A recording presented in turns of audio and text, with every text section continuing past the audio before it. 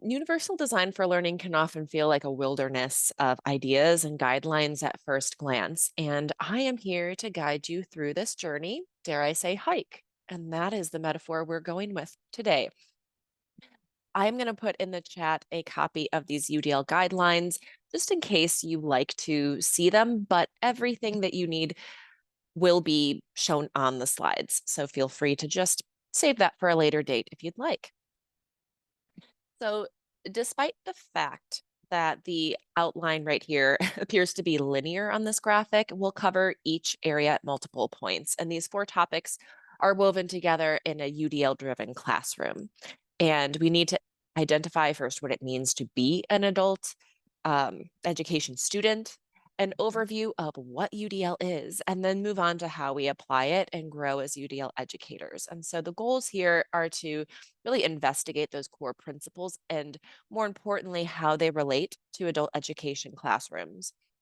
I'll provide some practical strategies for implementing UDL, and then, of course, identify further resources because it is something that takes a little bit of time to really dig in and to make it your own. So let's begin by looking at who walks or comes into our classroom. So this information is likely not new information to you, but it's important we begin with a shared understanding of who we're talking about when we talk about adult education students. So first, our learners are motivated. So many times our classes are free or low cost, and our students are here because they want to be here because they're motivated to succeed. And does that mean that they're always going to complete their homework? No, but we'll get into a discussion of adult barriers in just a few minutes. So I view this as a challenge and a benefit, right? The diversity of our learners. So they might vary in what their first languages are, in their educational backgrounds. Um, I've had classes where there are over 12 different languages spoken. Some of those students contributing 7 languages on their own.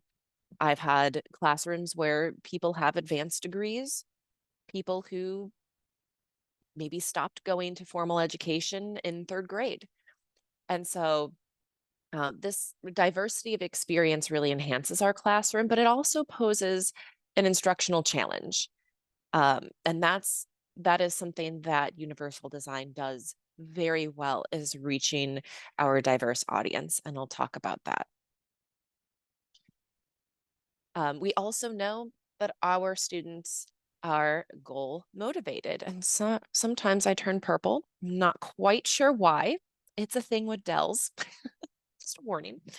Um, and they want to see things that are applicable to their lives. And we might think, well, of course, everything we're teaching them is important to their lives, but we forget sometimes to make those connections. And as we explore UDL, we do so knowing that our students need contextualized learning. And lastly, for our purposes today, our learners are, of course, skilled. Right? They come with knowledge and skills that can enhance our classrooms. I have yet to meet a learner in my class who doesn't have something that they are really good at. So, cooking, fabrication, fixing machines, providing health services, whatever it might be, we're not working with blank slates, right? We are working with knowledgeable, experienced people.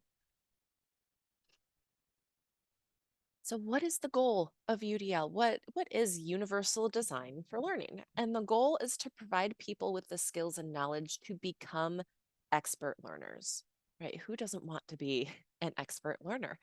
And part of what I like about UDL is that it transcends the classroom. These are skills that will help them when they get on the job training. It helps them when they work with their children. It helps when they tackle learning something new, whether it's physics, baking, or pickleball. I don't know if we have any pickleballers out there. That seems to be a thing. The UDL framework, which I shared in the link in the chat, shows what an expert learner looks like. And I've put it up here as well. So for those who don't want to toggle, here it is. An expert learner is purposeful and motivated. They are resourceful and knowledgeable. They are strategic and goal directed. Sounds nice, right? Not only do I want that for my students in class, but I want those skills in myself. Before we dive into those principles, though, I want to give a little bit of background as to where UDL came from, because at least from my perspective, it really helped me to visualize it better. So, universal design for learning came from universal design, which is an architectural concept. And I'm going to use my house as an example. I live in a house that's 119 years old, built in 1905, before the Titanic. Just and to enter my house, you have to walk upstairs to get into the house. Every entrance, there are some stairs. Every room is separated by fairly narrow corridors and door frames. I have probably the world's smallest, tightest bathroom in the entire world. My house was not built for somebody who needs to use a mobility device. It was not built for someone who needs knee replacements like my dad. Only the first floor of my house is available to him at this point. Someone in a wheelchair couldn't get into my house, let alone through the door frames.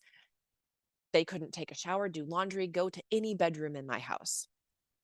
Universal design came about in architecture to say, well, as we build public spaces, we need to build them so that they are accessible to all. Again, the goal was not to add on ADA compliant features after the building was built, but to build that structure from the bottom up with everybody in mind. And this, of course, can be taken into learning, right? So just like those automatic doors at the grocery store that are helpful for someone in a wheelchair, it's helpful for someone pushing a cart. It's helpful when I have a kid who's tantruming and I have to push them in the stroller.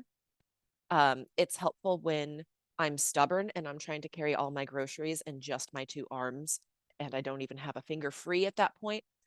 Right. So it helps somebody who forgets their contacts. So those small changes are beneficial for those who absolutely need them, but they also benefit everybody.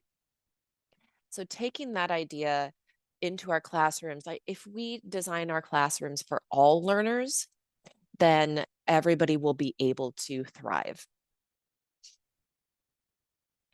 And we can look at the UDL chart in two different ways. The ways it's laid out is there are verticals and horizontal rows. And so I'm going to start with kind of the vertical categories, which each are color coded, because these are categorized based on our neural networks, because UDL is based on brain science. Um, and the engagement section focuses on the why of learning. That's our affective networks. How do we get people engaged and interested in what we're doing in classes so that they can focus and learn? It also means minimizing threats and distractions, providing mastery oriented feedback, and developing self assessment and reflection. And ultimately, this creates that learner who's purposeful and motivated. The representation category focuses on the recognition networks. That is the what of learning. What are they doing? So, how are we as educators diversifying our instruction and resources to reach all students?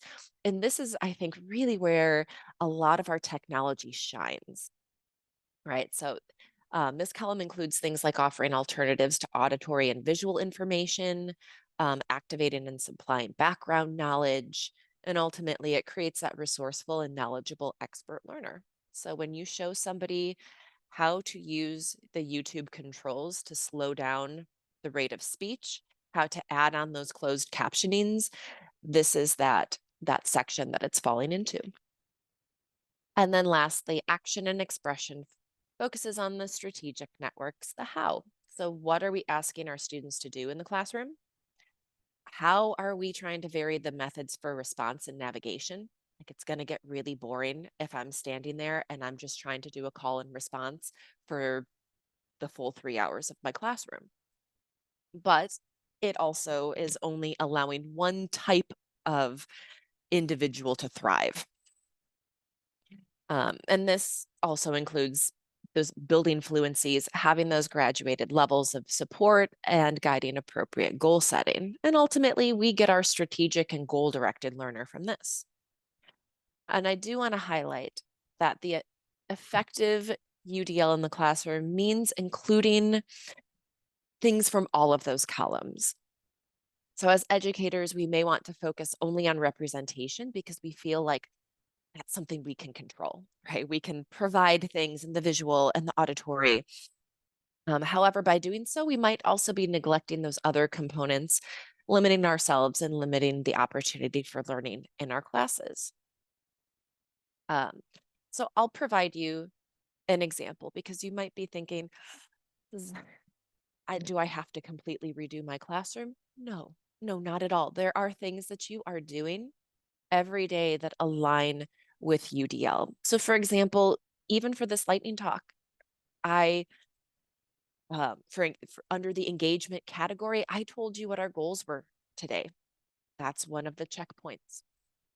Um, and Rachel will be providing the video on YouTube. She will be providing the slides. That's representation. You have different ways of accessing it later. And then for action and expression, you have the opportunity to ask questions in the chat or to wait for breakout rooms and be able to ask questions orally. So UDL doesn't mean reinventing the wheel. It just means there's a strategy. It means that as an educator, all of those things I'm doing in a class, after I have a successful class and I step back and think, what part of that made it a successful class? At least I know these are the things that neuroscience, that learning science has said are effective. So we looked at those vertical categories, but as an educator, I love looking at them horizontally because this makes more sense to me than saying, okay, this is how we engage, this is how we access different information, and then this is how we, participate differently. So the principles are in 3 rows across all those areas. And so first, at kind of that foundational row is that they need to access it. So at the bottom here, they need to be able to first access the information. If they can't, nothing else matters, right? When we're talking about digital literacy and digital equity, if they don't have access to that learning, they can't do anything further. So again, this is where we provide them different ways of accessing content. Then secondly, they need to be able to build understanding. This happens through collaboration, through community, through being able to get feedback from an instructor. And then lastly, our learners need to internalize the learning.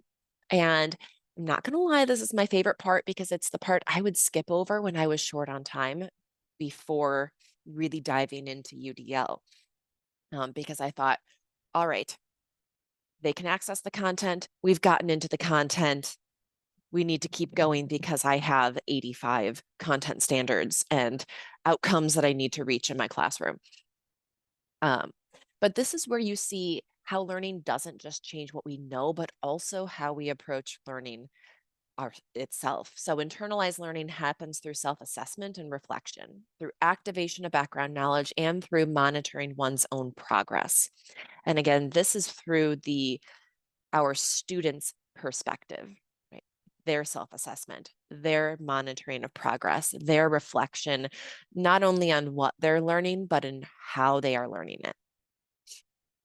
Now, this doesn't mean you should necessarily just start with the access row and plan to work your way through, because learner variability is the norm. We are all different learners. There are quirky things about how I learn that are different from the quirky things about how somebody else learns. But it does offer a different way to kind of approach that UDL application, to think of it in terms of accessing, building, and internalizing. So I hope you don't mind. But I packed everyone's backpack for our little UDL hike here, and I made sure to pack all of the guidelines for access and build, those horizontal rows, because those are the ones I want to dig into a little bit more. And we're just going to run through, we're going to double check that we have everything because we don't want to like go out there and get eaten by a bear or something. So first, we packed interest. So you can see within this guideline, there are certain checkpoints, and I've pulled, just for ease of this presentation, some important words from those checkpoints because honestly, I don't have enough room to pack the full sentences here. So you can see things like choice, relevance, authenticity, and less distractions. I packed perception, customizing display, and auditory and visual alternatives. Packed some action in there. It fell to the bottom of the pack with my keys and my chapstick, but we've got response, navigation, and assistive technologies. So those would be things like talk to text or technologies that allow you to alter perhaps the font or the contrast. We also have persistence. Oof, like this is a big one. We talk about barriers and obstacles that our students face, and we want to give them tools to get through those barriers. So, right, having our goals and our objectives, having varied demands, collaboration, and feedback are what keep our learners coming back. And in the side pocket here, we have language. And this feels like an obvious one, especially if you teach English language learners, but it's also essential when you teach any subject, like math, like marketing, right? You need to define what that vocabulary is, what the symbols are. And lastly, we have communication, whether it's construction, composition, or graduated levels of support. And so it's not just enough to put these things in our backpack, but we need to know how to use them.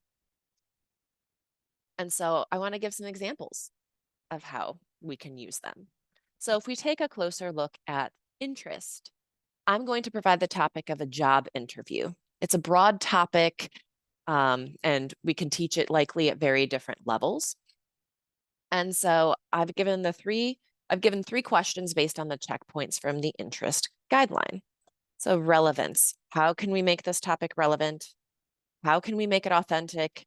And how can we provide either English language learners or adult education students with choices? So for the first one, we don't want to assume that job interviews are automatically relevant. Some students don't work. They don't have a plan to work in the next decade.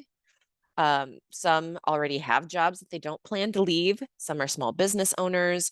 And so I'd love to see in the chat if you have ideas as we go through. How can you make it relevant?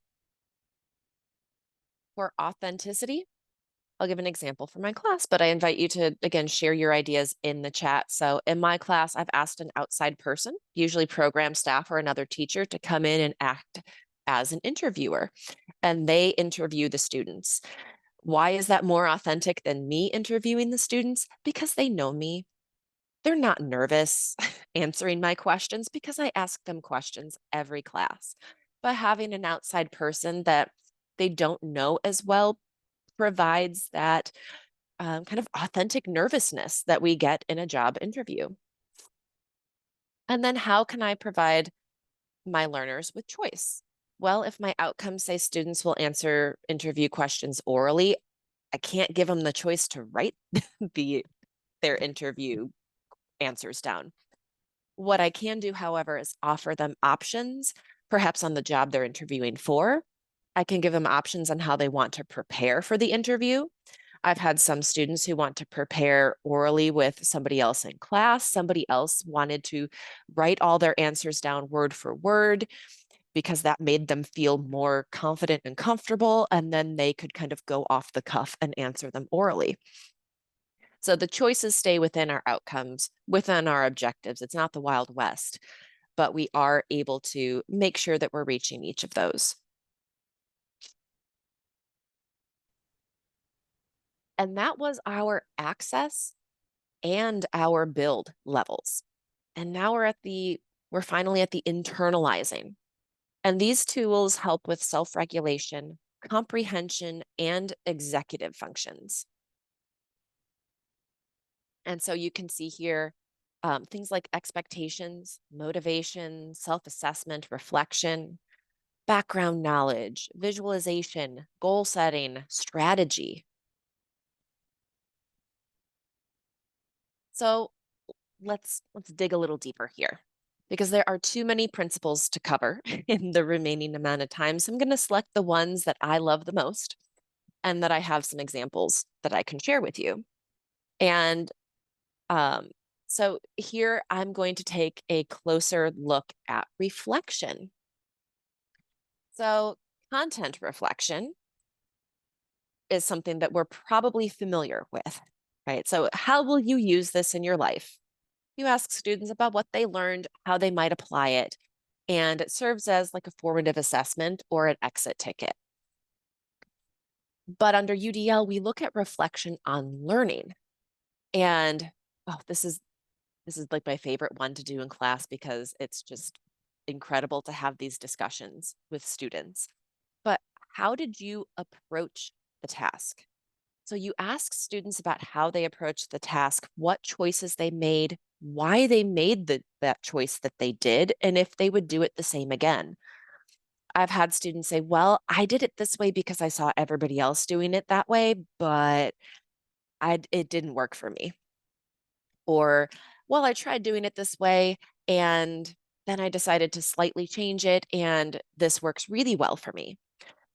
And what happens after you start getting them into this practice is that they start advocating for themselves in terms of what they need within the classroom. I had a student say, teacher, I need to do my reading orally. Like I need to read it out loud during silent reading time. So can I have a space away from everybody else so I don't disturb them where I can do that reading out loud? So I warn you, students might start asking you why you are choosing to do things the way that you are, which is always a wonderful feeling when you have students say, well, okay, well, why did you make this choice? Why are we doing this activity this way? Because empowering students will ultimately make us all better. A quick note, I'm not going to dig into this, but in terms of applying UDL, it really works with backward design, where you start with your outcomes, you have your assessments, and then you think about what your objectives are and you make those choices in terms of how you're going to approach your class work. Some common questions. Well, does this make it easier? Does it undermine the rigor? Absolutely not. Putting up extra barriers just to try to make something more complicated, saying, well, I'm only going to give 5 minutes for people to read it. That doesn't make something more rigorous. It just enacts an unnecessary barrier. So we can make things cognitively complex, but also make them accessible and equitable. Sounds like a lot of work, Erin. How much time does this add to lesson planning? It does add some time, but there is a fun thing called the +1 principle, which means every time you teach a lesson, you just add one UDL spark to it. And then each time you come back to that lesson, you're adding one more thing. And by the time you've taught that lesson 4 or 5 times, it is, it's all worked up and you don't need to add those additional pieces. Somebody says, I need to assess certain skill areas. How can I still give choices? The choices are all in like how you allow them to practice and prepare leading up to that assessment. And then, well, I don't know how to implement some of these principles. How do I find tools? How do I find mentorship? Well, we have a lot of different options for you. And I'll make sure that these are all queued up on the slides that are shared so that you can see. So CAST, they are the experts of UDL. They have a lot of information.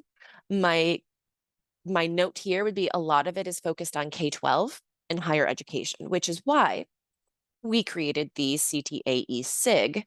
It's a free group that you can join. We have 3 meetings a year you can engage in. There are recordings on the website that's linked. and we really focus on how to bring it into the realm of adult education. Links also has a free UDL asynchronous course that you can work your way through. We have some general resources on the Illinois PDN website. And then this last one, Novak Education. So, caveat, the website does have paid courses, but what I really like is that Dr. Katie Novak, who's a big name in UDL, does provide some free resources for planning lessons that are really good. And so that is also a wonderful place to start if you want to start kind of poking around a bit.